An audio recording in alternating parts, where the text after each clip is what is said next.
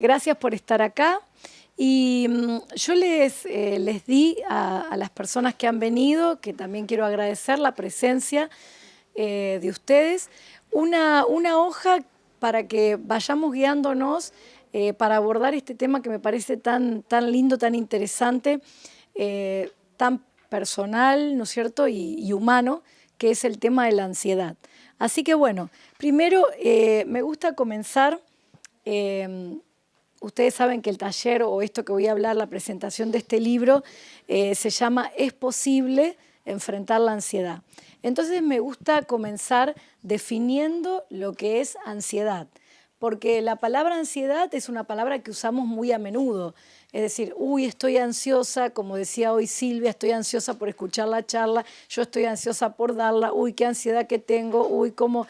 Bueno, me duele la boca del estómago, seguro que tengo ansiedad. Entonces, bueno, es como una palabra que usamos muy a menudo y siempre por eso me gusta definirla al empezar para que podamos entender de qué vamos a estar hablando en este tiempo. Entonces, fíjense que ahí está la pregunta y la vamos a leer. ¿Qué es la ansiedad? Y fíjense lo que dice, ¿no? Así ustedes después se lo pueden llevar a la casa. Dice, la ansiedad es una respuesta normal de nuestro organismo ante toda situación que implique amenaza, peligro o situación nueva o de cambio.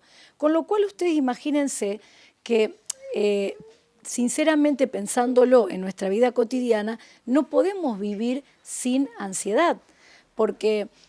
consideremos que si es una emoción normal que se activa ante una situación nueva, de cambio o que implica amenaza o peligro, a lo largo de un día, por decir simplemente un día común, vivimos muchas situaciones que van a activar esta emoción que es la ansiedad. Por ejemplo, siempre lo digo, estoy en mi casa, estoy con pijama, estoy con salto de cama en estos días de frío, con las alpargatas, con todo abrigadito y hay una situación de cambio. Tengo que salir de mi casa para ir a trabajar, tengo que salir de mi casa para ir a buscar a los chicos, tengo que salir... Bueno, esa situación de cambio que implica que yo haga un movimiento para poder cambiarme, para poder prepararme, para salir, ya activa en nuestro organismo la ansiedad. Y eso es normal, porque justamente ansiedad significa movimiento, acción, es lo que nos permite poner en movimiento para poder adaptarnos a esa nueva situación. Lo mismo sucede en la amenaza o peligro. Es decir, sería inédito vivir sin ansiedad, porque si hay chicos que estudian, cuando van a rendir, está bueno que haya ansiedad, porque la ansiedad te permite prepararte para ir a estudiar y poder dar un examen que sea bueno. Si una persona va a dar una charla, como en este momento, bueno, está bueno que tenga ansiedad, porque la ansiedad es lo que me permite decir, bueno, a ver, hay que prepararse, hay que repasar, hay que saber qué va a decir y qué uno va a decir. Y así en toda situación que implica amenaza o peligro. Cuando una persona maneja un auto, cuando una persona va en un subte, cuando una persona va a un supermercado, bueno, es una situación que muchas veces, con la connotación que hoy tenemos de los medios masivos de información, bueno, uno puede estar en una alerta o en una alarma mayor. Por lo tanto, no se puede vivir sin ansiedad. Eso es lo que siempre me gusta decir. Que no es que acá es como decir, uy, bueno, ¿cómo vivir así como si nada me pasara? No, porque la verdad que la ansiedad es una emoción normal de nuestro organismo que cuando se activa es bueno, porque te permite adaptarte a una situación nueva o de cambio y también te permite, ante una situación que implique amenaza o peligro, bueno, poder sacar los recursos necesarios para poder afrontar eso y no terminar siendo autoagresivo. Así que bueno, es bueno tener un nivel de ansiedad y aprender a soportarlo. Lo que sí enseño en este libro, y es lo que quiero explicarles y contarles hoy, es que uno puede usar estrategias o recursos para que esa ansiedad no llegue a niveles disfuncionales, porque voy a intentar hablar de la ansiedad normal, y no aparezcan cuestiones como puede ser un trastorno de pánico, un trastorno de ansiedad, o algunas cosas o algunas enfermedades psicosomáticas que ya estén impidiendo el desarrollo, como yo siempre digo, del guión personal en nuestra vida. Así que bueno, Fíjense que cuando doy esta charla, presento el libro, me gusta enseñar siempre algo muy importante, que es que la ansiedad no nace de un repollo, no es esotérica, no viene de arriba para abajo y entra en mí, y no, sino que ahí lo van a ver dibujado en las hojas que le di, también va a estar relatado en el libro, que la ansiedad tiene un órgano, como todas las emociones, que es el cerebro. Me gusta preguntar, bueno, a ver, si ustedes tienen un dolor de estómago o tienen algún problemita de ardor al comer, ¿a qué médico van a ir? Gastroenterólogo. Si vos te sentís mareada, con mucho dolor de cabeza, en general, ¿a qué médico vas a ir? A un neurólogo, muy bien. Entonces, es decir, ahora, cuando vos tenés que ir al psiquiatra, hay que saber que el órgano del psiquiatra, digamos que uno aborda cuando atiende o trabaja, es el cerebro. Y las emociones nacen del cerebro. A mí me gusta enseñar esto porque para que una emoción esté funcionando normalmente, el cerebro también tiene que andar funcionando bien. Y eso también te está sacando como conclusión que si hay alguna emoción que no está funcionando bien y estás, por ejemplo, con un nivel muy alto de ansiedad, entonces hay algo en el cerebro que no está funcionando del todo bien. Entonces eso lo que permite, que después quizás si hacemos preguntas y las respondemos, es que una persona cuando tenga síntomas pueda hacer una consulta adecuada. Porque así como si tengo un problemita con la hormona tiroidea, ¿no? Entonces, ¿qué pasa? Se me cae el pelo, las uñas se me ponen quebradizas, estoy desanimada, aumento de peso. Entonces digo, lo que pasa es que tenés hipotiroidismo. Ah, bueno, ¿cuál es la glándula? La tiroides. ¿Cuál es la hormona? La hormona tiroidea. Entonces, bueno, te dan la hormona y te diría que te puede pasar 7 a 10 días que vos decís, wow, pero no puede ser. Bueno, muchas veces cuando no está bien abordado un tema que depende de sustancias, en este caso del cerebro, pasa lo mismo. Hay tratamientos prolongados, no hay buena evolución de tratamiento porque no hay un tratamiento adecuado. Por eso me gusta enseñar que el cerebro es un órgano importante. Ustedes van a ver ahí dos fotos acerca del cerebro y van a ver que una es como si veríamos el cerebro por dentro. Y ahí me gusta señalar 3 cositas que son.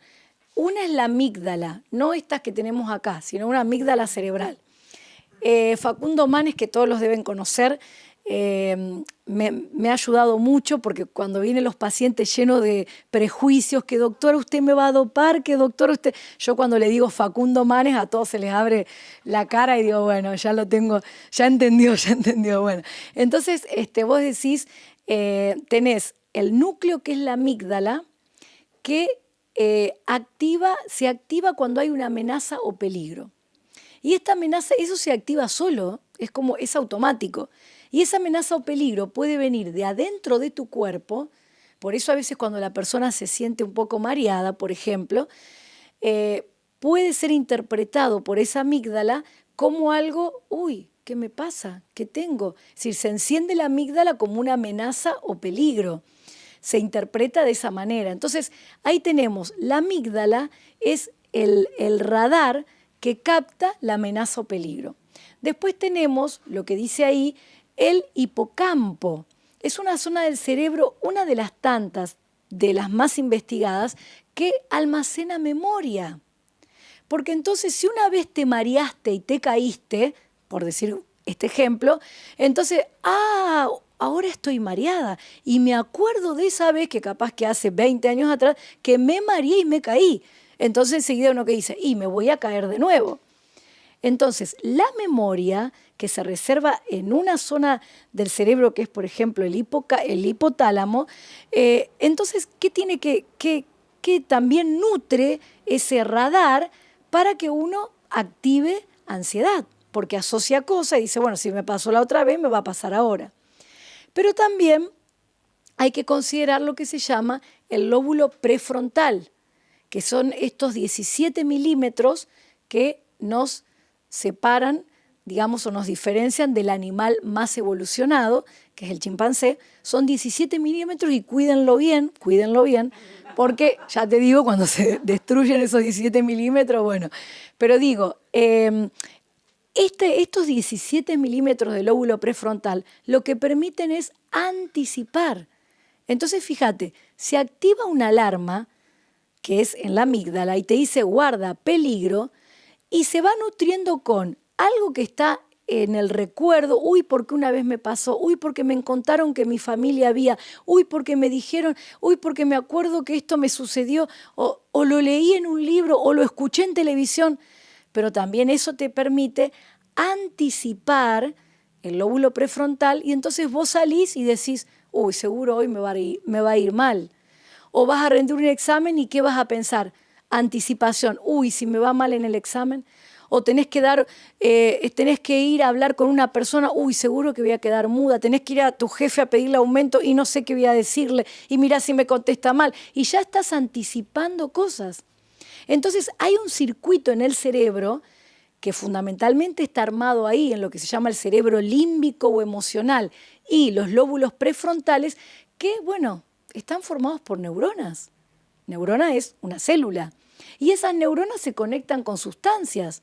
Entonces, cuando la emoción marcha más o menos regulada, significa que esa zona del cerebro está marchando bien. Pero cuando la emoción en algún momento tiene alguna disfuncionalidad, bueno, presta atención porque el cerebro también está involucrado.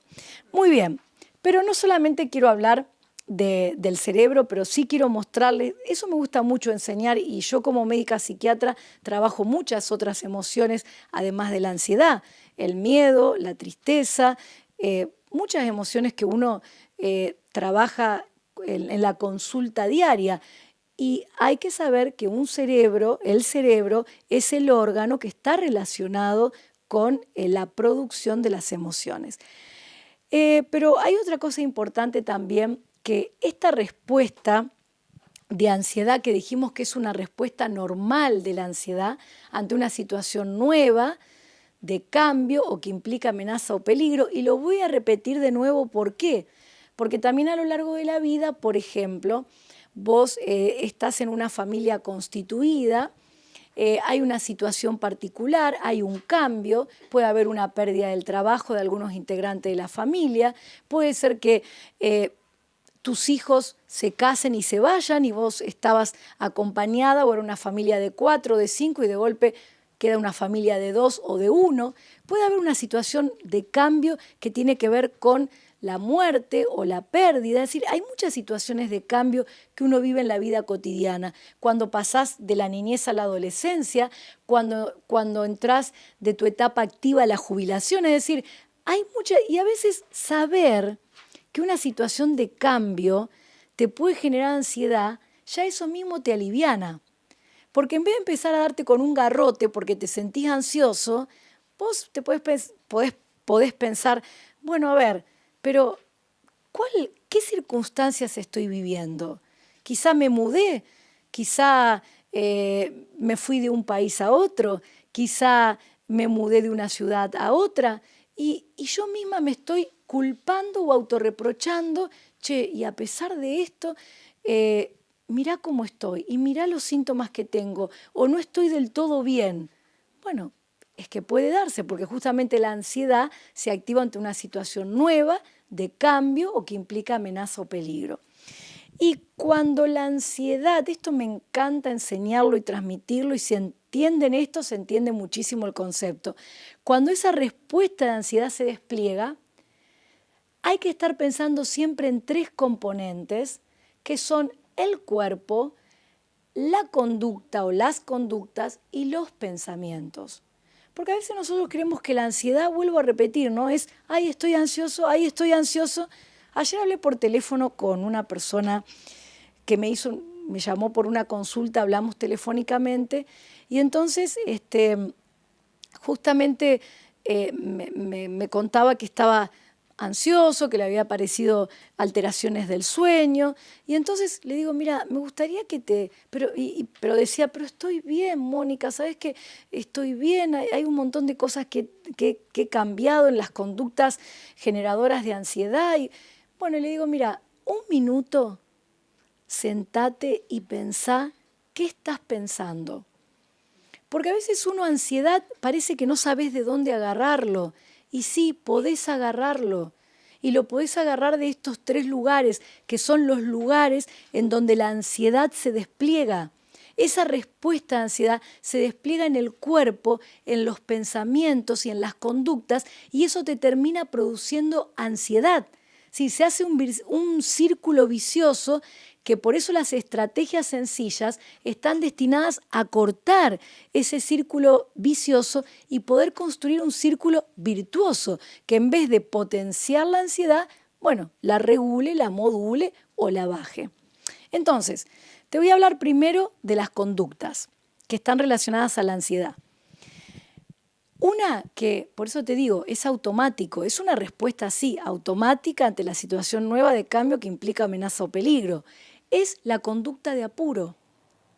Por eso hoy cuando me preguntaban, venía en un taxi y me preguntaba el taxista, ¿qué cosas hace, por qué razón hay más trastornos de pánico, crisis de pánico, más ansiedad en este momento? Y yo le decía, bueno, una de las cosas que tiene mucho, mucho que ver es el entorno social, es lo social, porque uno está metido, pero ojo que uno está metido, pero también se deja meter. Eso es lo que me gustaría siempre señalar, que uno puede advertir estas cosas y puede hacer algo por eso, pero uno está metido en un sistema donde hay que ir, hay que estar, hay que llegar, la identidad por el tener, por el deber, por el saber, y muchas cosas que uno socialmente te van entrando de una manera muy solapada y vos terminás detrás de eso. Entonces, de golpe pasan cosas como esta, ¿no? Que tu hijo puede querer, no digo los míos porque ya están casados, así que se lo compren ellos, pero digo, tu hijo en este momento puede querer una zapatilla ultra súper. Entonces vos decís, bueno, como el nene pobrecito, que no se frustre, que no ande mal, que no se ponga triste, que le vaya bien en la escuela, le voy a comprar la zapatilla ultra súper. Y entonces ponés la tarjeta de crédito y la pagás en no sé cuánto tiempo. Y en definitiva ese tiempo en el que vos estás invirtiendo para trabajar más, para esa tarjeta de crédito poder saldarla, un trabajo más, un apuro más, termina potenciando la ansiedad. Y termina quitándole cosas, quizá, por ejemplo, hablando de esto del hijo, a tu hijo, que pueden llegar a ser más importantes de vos, como es la salud, por ejemplo, que un par de zapatillas. Pero ¿qué pasa? Y lo que pasa es que la sociedad, que la información, estamos muy sujetos a eso y pareciera que si eso no está, bueno, uno no puede vivir. Yo siempre digo, hay millones de cerebros que están pensando cómo transformar este vaso de acrílico transparente en un objeto que si no lo tenés hoy en tu vida, no podés vivir, no sos feliz, te está faltando algo si este vaso de acrílico transparente no lo tenés. Entonces yo lo quiero tener, entonces ahí te pones, y no, voy a trabajar un poquito más, y si hago un esfuerzo, y bueno, entonces vas de un trabajo de una punta a un trabajo de otra punta, o tomás un trabajo de noche, o mandás, bueno, y así, y de golpe cuando compraste el vaso, y decís, bueno, lo voy a pagar en 12 cuotas, en la cuota número 6 ya salió el vaso que acá tiene una raya colorada que te mide no sé qué cosa, que tenés que, por ejemplo, ponerle de una bebida y otra parte de otra cosa. Y entonces ese vaso que era tan importante, pero ¿cómo? Todavía me quedan 6 cuotas y ya viene el otro vaso superior. Entonces, por eso digo que hay una sociedad que uno está en esta sociedad, ¿no? Ejemplo, los medios de comunicación, ejemplo, la tecnología, el WhatsApp, todas las ventanas que se abren cuando uno agarra un aparato. Está bien, eso existe y es bueno, pero la administración de eso está a cargo de nosotros. ¿Y qué pasa? El tipo de vida que elegimos nos lleva a esa conducta de apuro. Por eso siempre digo que es muy importante como estrategia o recurso de las conductas de apuro armarte una buena agenda del día. Eso es un recurso. Hacete una agenda del día. Y como yo siempre digo, no la hagas por un mes o por un año. Porque bueno, por algo dice el Padre Nuestro, ¿no? Yo digo, qué sabia esa oración que nos enseñó Jesús. Dice, el pan nuestro de cada día, dánoslo hoy. Entonces, bueno, hacete la agenda del día de hoy. Y en esta agenda del día es muy importante que uno sea realista. Realista en todo sentido. Es decir, ¿cuántas horas tiene el día? 24 horas. ¿Cuántas horas dormimos? Por ejemplo, voy a decir un número. 8. Perfecto. 8 trabajamos. 16. ¿Cuántas horas quedan? 8. ¿Qué pensás hacer vos en 8 horas o yo? ¿Lo que haríamos en 24? Es decir, y de paso voy a gimnasia y también quiero ir a la peluquería y yo quiero estar con mis hijos y además quiero quiero cocinar cosas caseras y además quiero compartir un rato con mi esposo y además tengo que leer porque como soy psiquiatra tengo que informarme y tengo que saber. Bueno, no, en 8 horas no voy a poder hacerlo de 24. Entonces la agenda del día tiene que ser realista. Cuando vos hagas una cita con alguien y ustedes que están en Buenos Aires, porque yo soy de Santa Fe, pero igual estas cosas pasan, pero cuando vos haces una cita con alguien, a las 10 me cito con Silvia y entonces voy a hacer que a las 11:15 yo ya tengo cita con el médico. No, porque cuando me encuentro con Silvia, quizá tenga un rato, quizá haya una circunstancia que haga que demore más, o el colectivo no venga, o no pueda encontrar lugar para el estacionamiento. Entonces, esa agenda del día no realista, que no tiene en cuenta circunstancias tan sencillas como esa, es decir, tu agenda del día, ¿qué tenés a las 10? Bueno, también hay que considerar que uno se traslada, que uno tiene que encontrar lugar, Entonces, a raíz de una agenda del día no realista, te encontrás en una conducta de apuro. Y esa conducta de apuro, te quiero enseñar, potencia la ansiedad. En vez de bajar los niveles de ansiedad, lo potencia. ¿Por qué? Porque el sistema nervioso autonómico se tiene que activar muchísimo más. No es lo mismo manejar a 80 que a 120 o a 60. El nivel de amenaza o peligro es diferente. No es lo mismo que vos corras para agarrar un colectivo porque estás atrasado, entonces tenés que correr para agarrarlo, a que vos digas, bueno, está bien, estoy con un tiempo prudente como para no correr y de paso que corro también me caigo y después si me caigo Bueno, y así. Entonces digo, se termina complicando la ansiedad. Los otros días estacionamos ahí en la línea del peatón, frenamos para que pasen los peatones y cruzaba un matrimonio grande de edad, ¿no es cierto? Entonces mi esposo, que es médico y es especialista de la tercera edad, me dice, mira, Mónica, eso es algo que no hay que hacer. Apurarse tan así para cruzar la línea de los peatones. Bueno, le digo, lo que pasa es que todos los que manejan están siempre apurados. Ya está el 3, 2, 1 y ya están acelerando. Entonces, bueno, eso es una sociedad en la cual vivimos, pero en algunas cosas uno, al saberlo, puede llegar a ser diferente. Entonces uno, cuando ya se da cuenta que está así, con una, chicos, levántense, vamos que no llegamos, apúrense, no, los cordones dejate, los atos después va. Bueno, ¿sabés lo que tu sistema nervioso autonómico va a estar al rojo vivo? Entonces después a la noche, y doctora, no puedo dormir y tengo problemas del sueño. Y sí, si lo estuviste encendiendo así todo el día, aunque sean cosas normales, cosas naturales, como esto de cámbiense, vamos, que no llegamos, que apurate, que salen de la escuela y ya a la media hora entran a... Y claro, no está mal, está bueno, pero digo, hay que considerar esas cosas porque uno no va así teletransportado de un lugar al otro, ¿no? Hay que estacionar un auto, hay que frenar, hay que subir, etc. Conductas de apuro. ¿Qué les quiero enseñar entonces? Encuéntrense en la conducta de apuro. Desde hoy me encantaría que no les pase desapercibido. Cuando están así en la casa, apurados, haciendo porque quieren... No, espera, esto potencia la ansiedad. La otra cosa que te quiero decir, dispersión de actividades. Esto es muy común. ¿Por qué? Porque uno hace varias cosas al mismo tiempo. De paso que estoy escuchando televisión, le estoy abrochando el delantal a mi hijo, estoy cerrando con la pierna el lavarropa y de paso ya puse un bife para cocinar. Entonces, claro, todo junto es el sistema nervioso central activado por 4. Siempre cuento la anécdota de una paciente que llegó así a mi consultorio y se sienta, yo trabajo con discurso libre, no pregunto. Entonces, pregunto si hola, ¿cómo estás? Y arranca a hablar. Y entonces, en el transcurso de la sesión me doy cuenta por qué puede ser que haya tenido esta contractura. Y porque en lo que dura una mesa con tus hijos o con tu familia, que decime la verdad, en el mejor de los casos, está durando unos 20 minutos, digo yo, ¿es necesario estar hablando por teléfono? Es decir, hablando por teléfono, atendiendo la mesa y cada cosa que hace parece que la hace hablando por teléfono. Entonces, cuando vos haces una cosa a la vez, el sistema nervioso autonómico se activa por 1.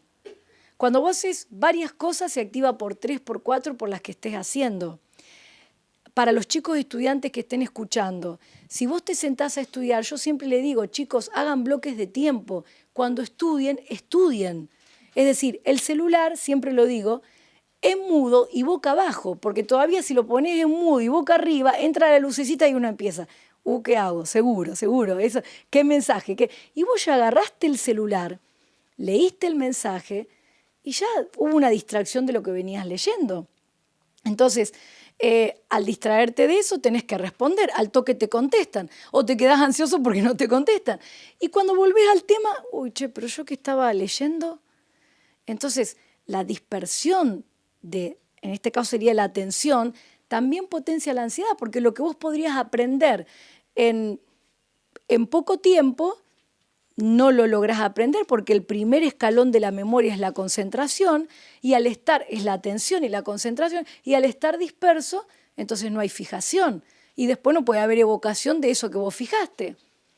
Y eso pasa para muchas cosas. Hacemos varias cosas al mismo tiempo, entonces dispersión de actividades, o entro con un objetivo claro, entro a casa porque me voy a ir a poner el lavarropa y cuando entré a casa a poner el lavarropa, ¿qué pasó? Me encontré con un par de zapatos que dije, bueno, ya que están acá, los voy a subir a la pieza. Cuando llegué a la pieza, encontré la pieza desordenada y dije, bueno, ya que estoy acá, voy a armar la cama. Y cuando armé la cama, me di cuenta que me faltaba algo y dije, me falta esto, entonces me voy a ir hasta la... Claro, el momento que pongo el lavarropa, ya se pasó el día, ya se fue el sol, y eso que yo quería hacer, que iba a ser menos ansiógeno, porque la ropa se me iba a secar ese día. Ya está, me produce más ansiedad, porque se vino la noche, se vino la humedad, no se seca, mañana los chicos, el uniforme, Dios mío, el uniforme está mojado, entonces ¿qué hago, mamá? Entonces no voy, entonces otra remera. Entonces, hay que considerar que cuando hay dispersión de actividades, tu nivel de ansiedad y el mío están altos. Cuando hay dispersión de la atención, va a haber una menor eficacia en lo que uno haga, por esa razón. Entonces, porque la ansiedad va a estar elevada, va a haber menos concentración. Entonces, date cuenta, encontrate en la dispersión de actividades, haciendo varias cosas al mismo tiempo. Si estás pelando papas, terminá de pelar las papas. Y no, pero suena el teléfono.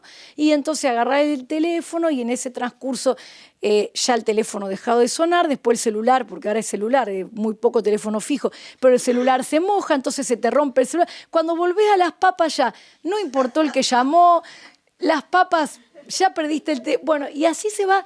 Eso que tendría que ser para tranquilidad termina siendo de mayor ansiedad. Entonces, ¿cuál es la estrategia? Encontrate a vos misma. Pero para eso hay que aprender a hacer una agenda del día.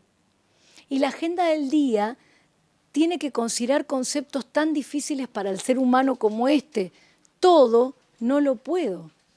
Porque cuando yo me doy cuenta que 8 duermo, ¿no es cierto? 8 duermo, 8 trabajo y me quedan 8 y todo no lo puedo hacer, entonces eso genera en mí, esto de, priorizar significa también renunciar. Y a veces como cuesta tanto eso, uno lo va dilatando y termina en una agenda del día que sinceramente es muy complicada. Entonces, aprender a hacer agendas del día realistas, que consideren las horas que tenemos, las actividades, nuestras prioridades. Otra cosa, que también consideren tu cuerpo, consideren tu organismo, porque el cuerpo se cansa y la gente no se da cuenta, y si se da cuenta lo deja pasar y le da a un ibuprofeno y a otro ibuprofeno y pasa de ibuprofeno, tomando todos los días ibuprofeno para, no estoy diciendo marca, para poder, ¿por qué? Porque el ibuprofeno es un antiinflamatorio.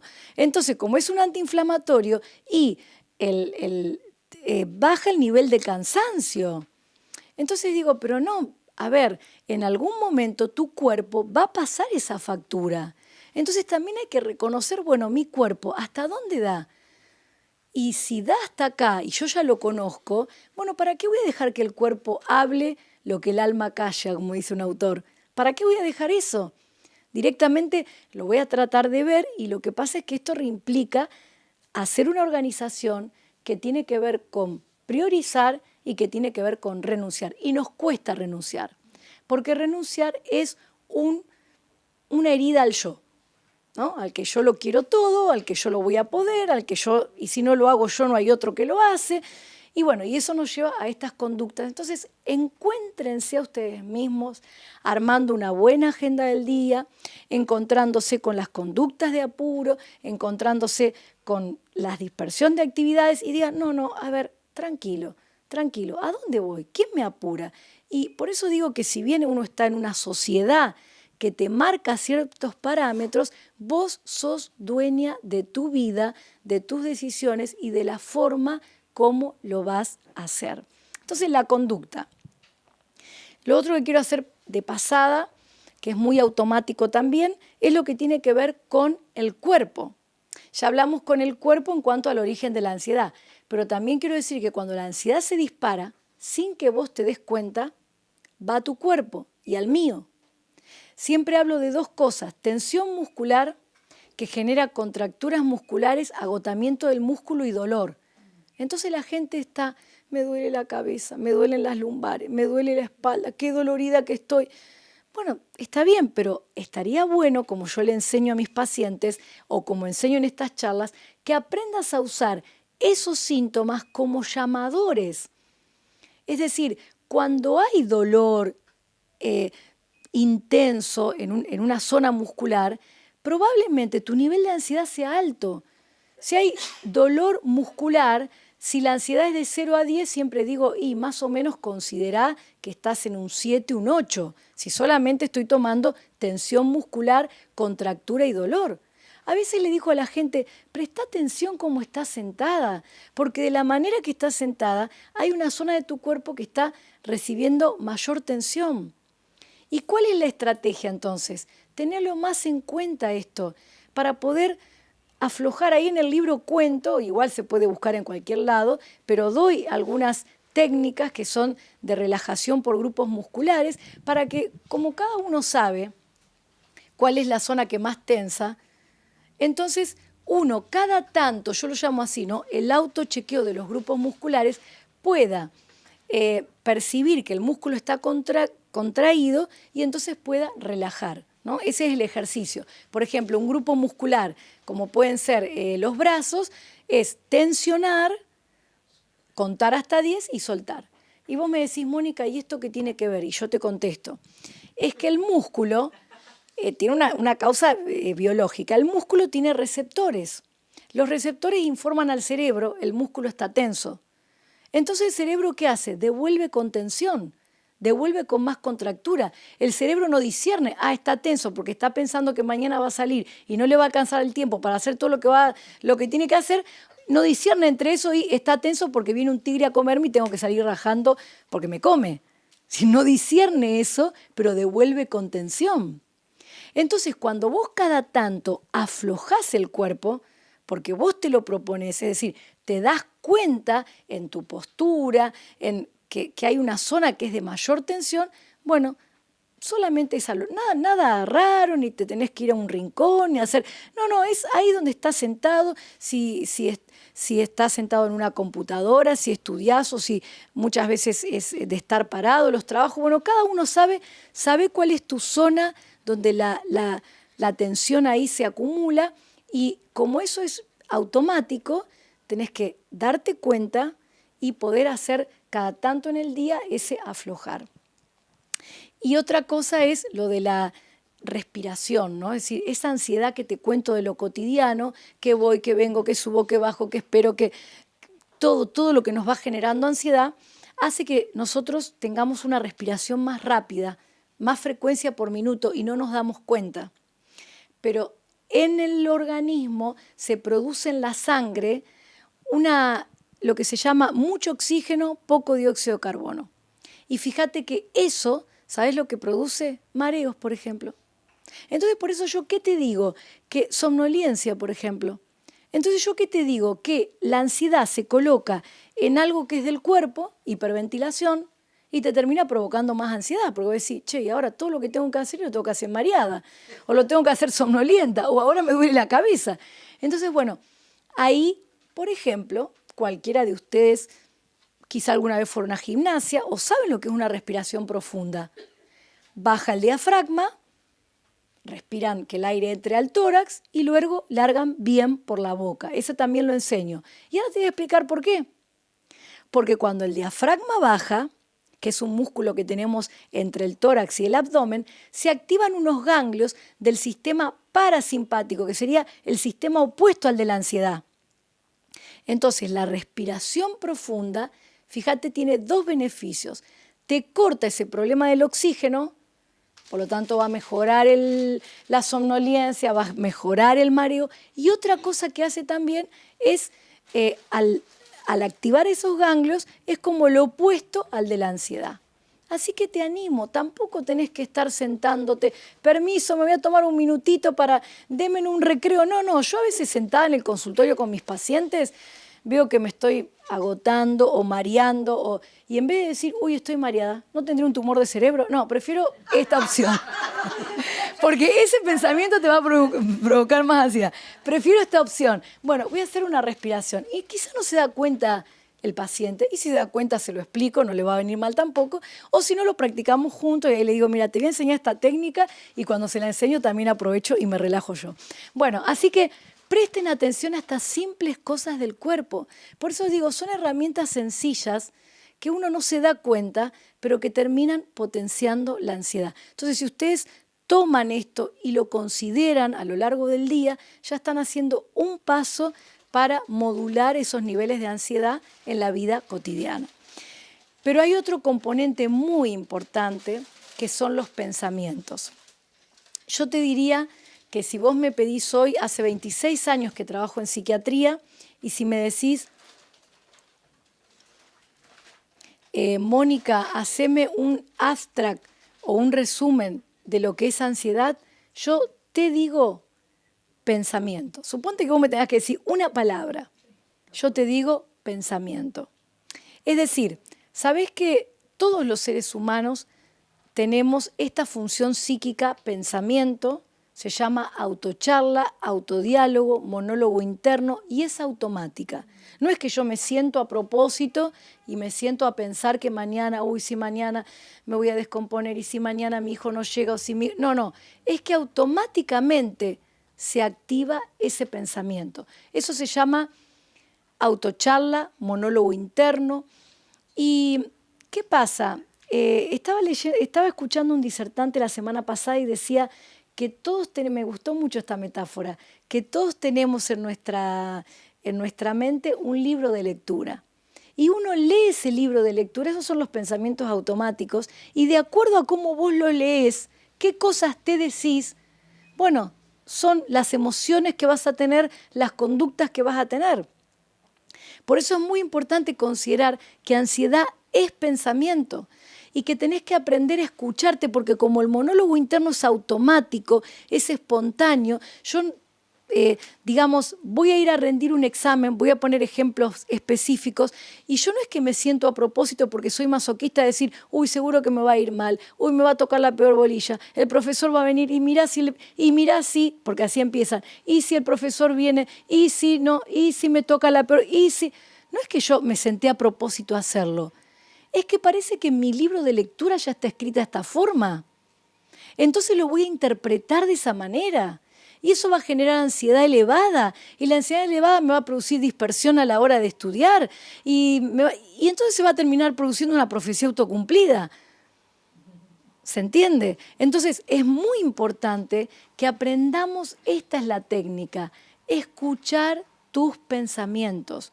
Cuando vos estás por hacer algo, cuando estás por empezar un día, vos te estás diciendo algo. Voy a poder, no voy a poder, voy a llegar, va a salir bien, va a salir mal. ¿Y si me pasa esto? Y con esos pensamientos que te vas diciendo, vas generando emociones y vas generando conductas también.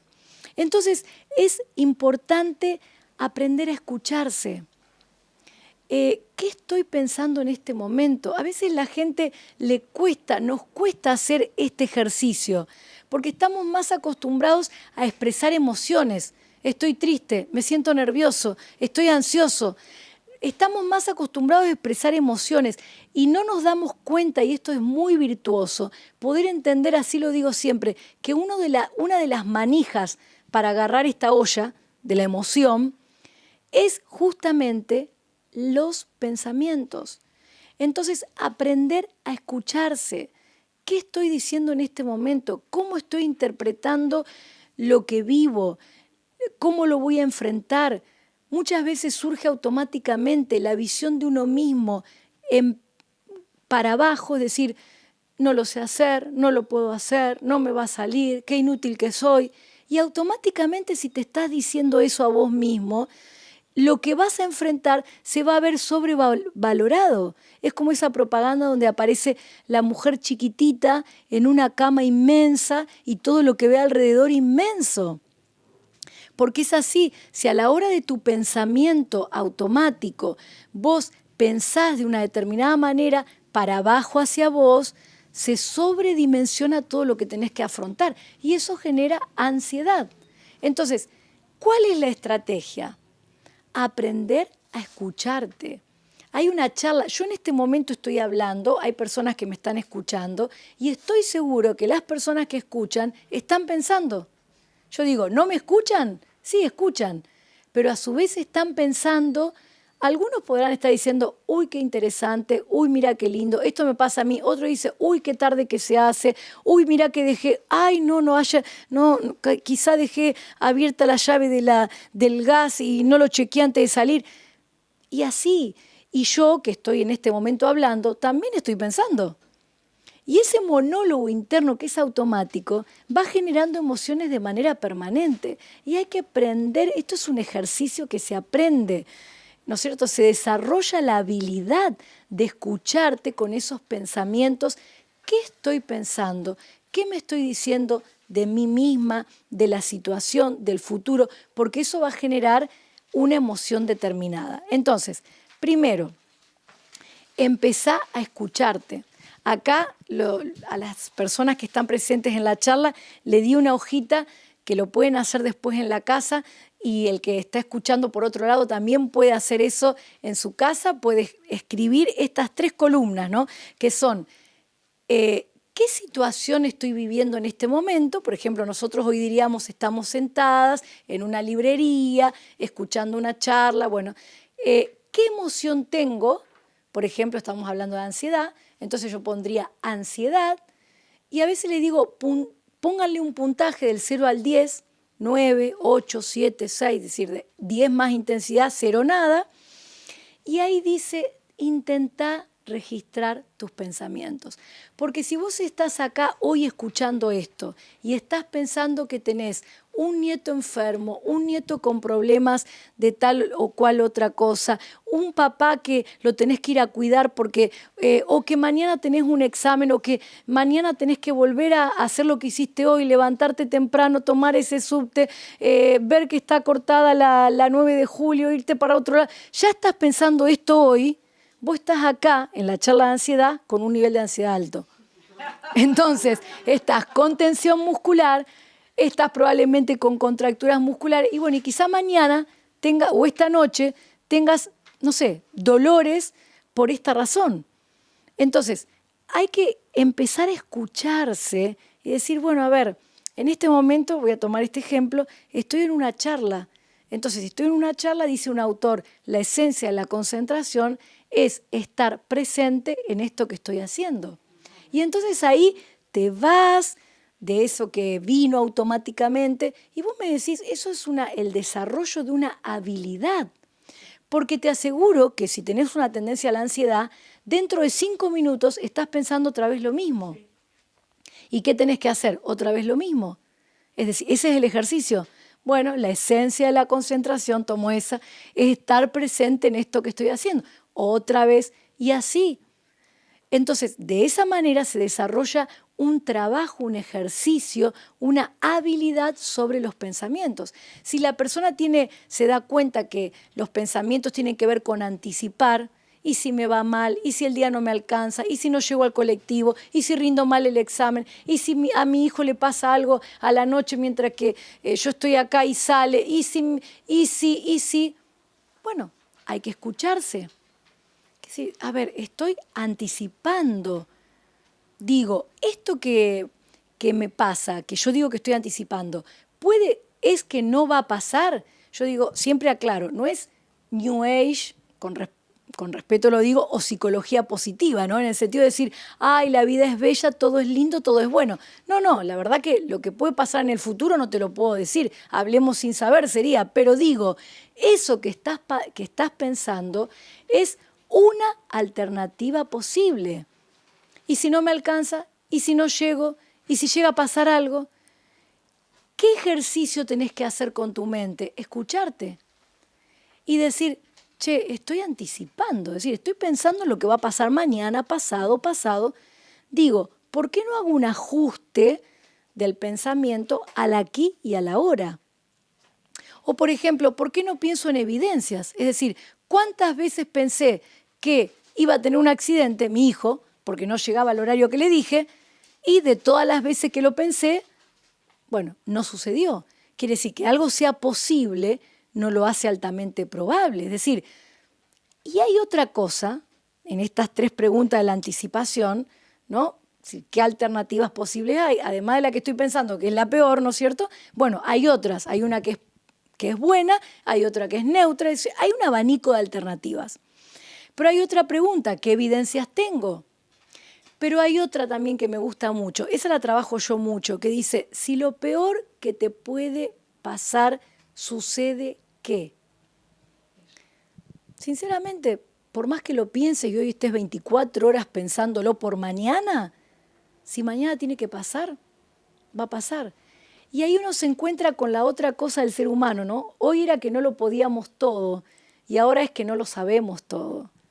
Y que hay que aprender a vivir con esa incertidumbre que es parte de la ansiedad misma del andar cotidiano. No lo sabemos todo. Entonces, si lo peor que yo pueda temer que ocurre sucede, bueno, sinceramente, no sé, veré en ese momento qué estrategia tomo para afrontarlo. Es decir, y entonces con respecto a esto de los pensamientos, quiero que lo tengan muy en cuenta, que es posible desarrollar una estrategia que les permita una habilidad sobre el pensamiento.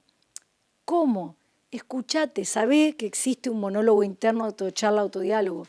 Escuchate a vos mismo.